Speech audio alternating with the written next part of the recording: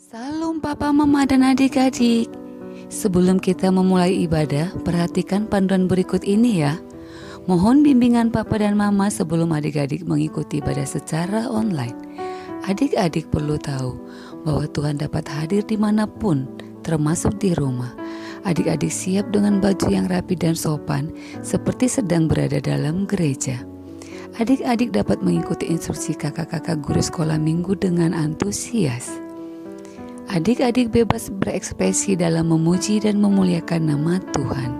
Selama mengikuti ibadah, adik-adik fokus dan tidak melakukan kegiatan lain. Siapkan hati dan sikap yang terbaik untuk Tuhan Yesus. Selamat beribadah.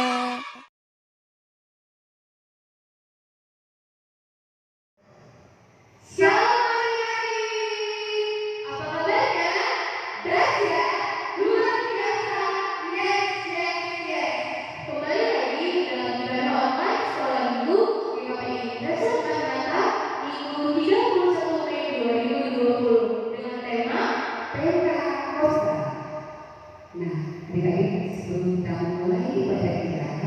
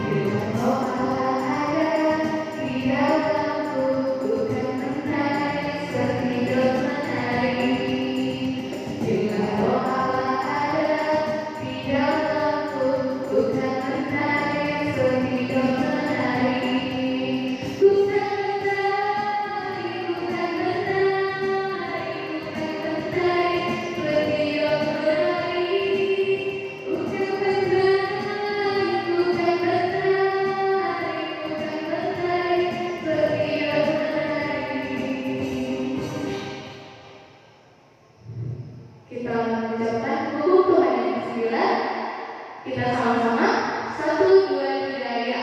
Hukum Tuhan yang ke-9, jangan mengucapkan saksi dusta tentang sesamamu. Artinya, kita harus hormat dan kasih kepada Allah.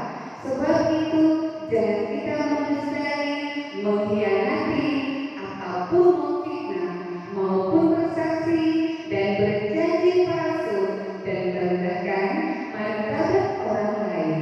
Kita harus saling menolong dan menyatakan sejujurnya, bahkan hanya menyaksikan kebaikan orang lain. Sebab Tuhan menginginkan kita hidup sebagai orang yang dipercaya dalam hal yang kecil maupun hal yang besar. Demikian hukum Tuhan, kita sama-sama memohon kekuatan daripada Tuhan. Ya Allah Bapa kami, berilah kami kekuatan untuk melakukan yang sesuai dengan hukum. Amin. Kita siapkan hati dan pikiran kita untuk mendengarkan firman Tuhan. Tapi sebelumnya, kita akan satu pujian kita yang berjudul Roh Kudus yang manis.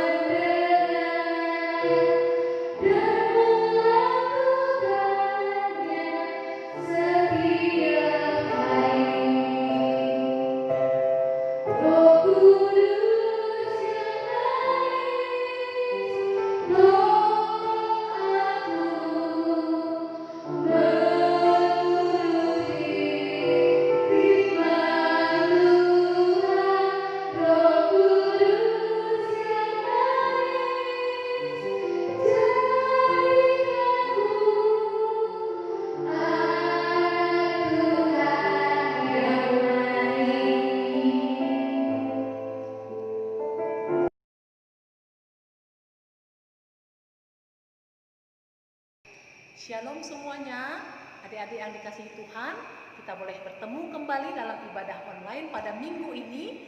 Kita akan menikmati satu bagian firman Tuhan dengan tema Pentakosta yang terambil dari Kisah Para Rasul 2 ayat 1 sampai 13. Ya, adik-adik yang dikasihi Tuhan, kita menikmati firman Tuhan ini untuk kita bisa mengerti bagaimana Tuhan mencurahkan Roh-Nya yang kudus kepada kita dan kepada para murid-muridnya.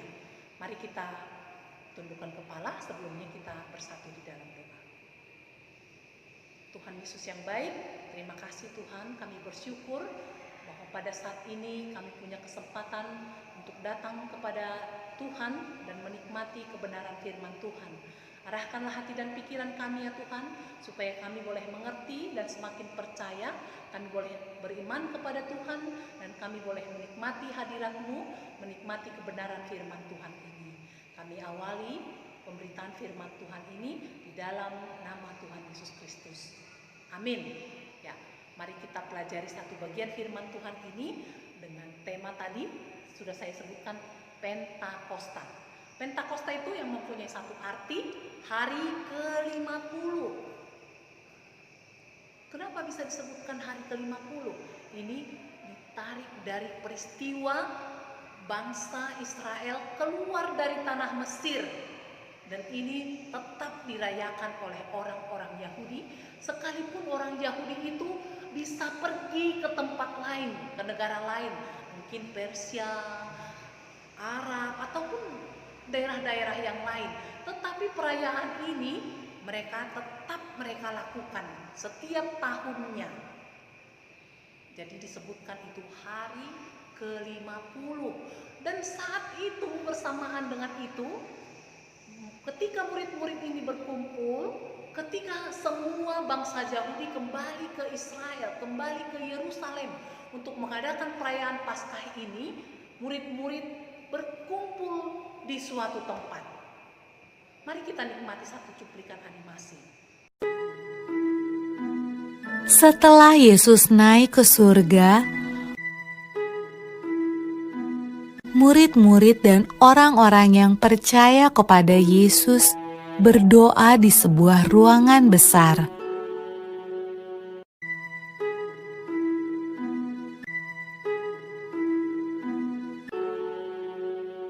Lalu, sesuatu yang menakjubkan terjadi. Awalnya terdengar seperti tiupan angin yang kencang.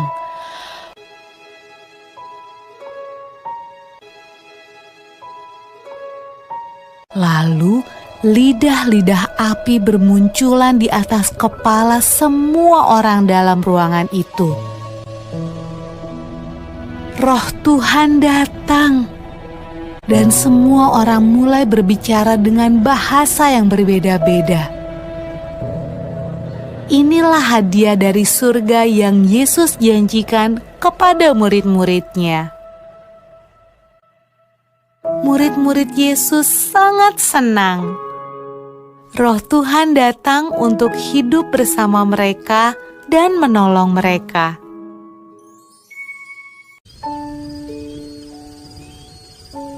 Pada malam ketika Roh Tuhan turun ke atas murid-murid Yesus, ada banyak orang asing di Yerusalem. Mereka berbicara dengan bahasa yang berbeda-beda. Waktu mereka mendengar murid-murid Yesus berdoa, mereka datang untuk melihat suara ribut apa itu.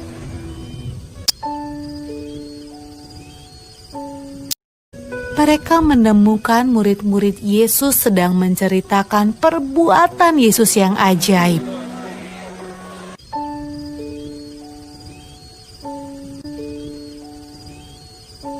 Tetapi mereka semua terkejut karena mereka mendengarnya dalam bahasa mereka masing-masing. Wah, apa artinya ini? Tanya mereka.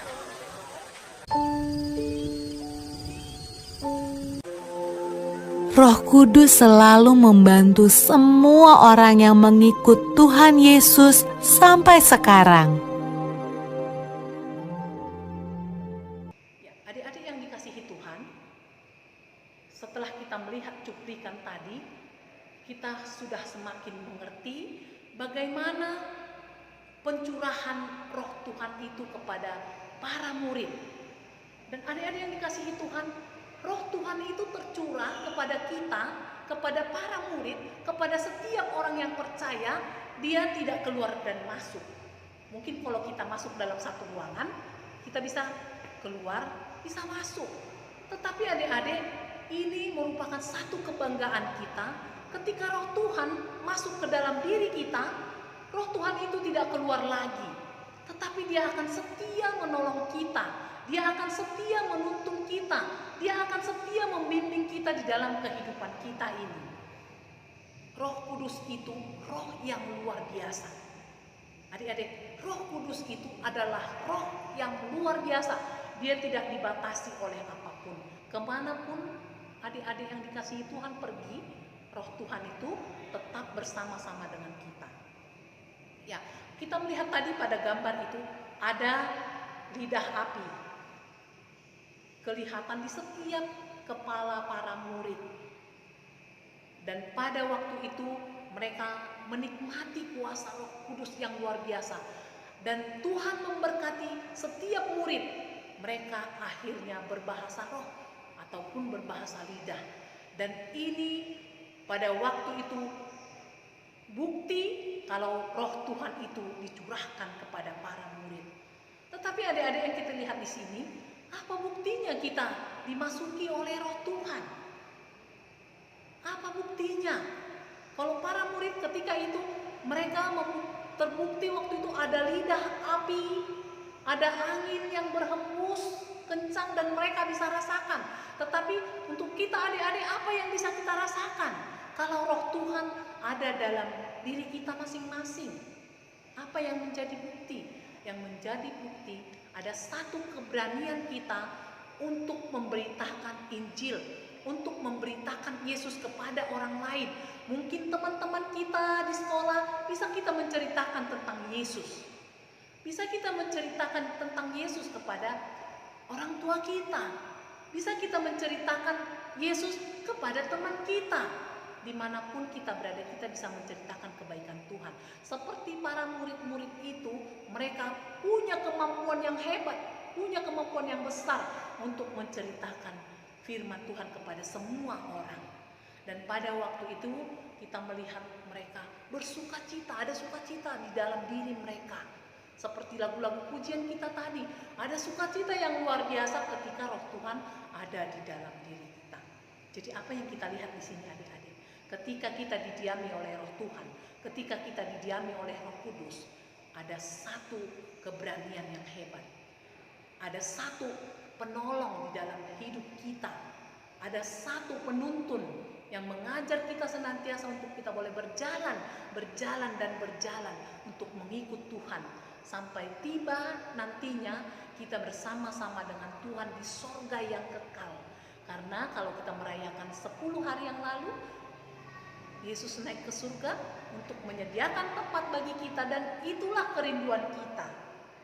Nantinya kita akan bersama-sama dengan Yesus, karena Roh Yesus ada dalam diri kita, senantiasa menyertai kita, menjadi roh penolong, menjadi roh penghibur di dalam diri kita masing-masing.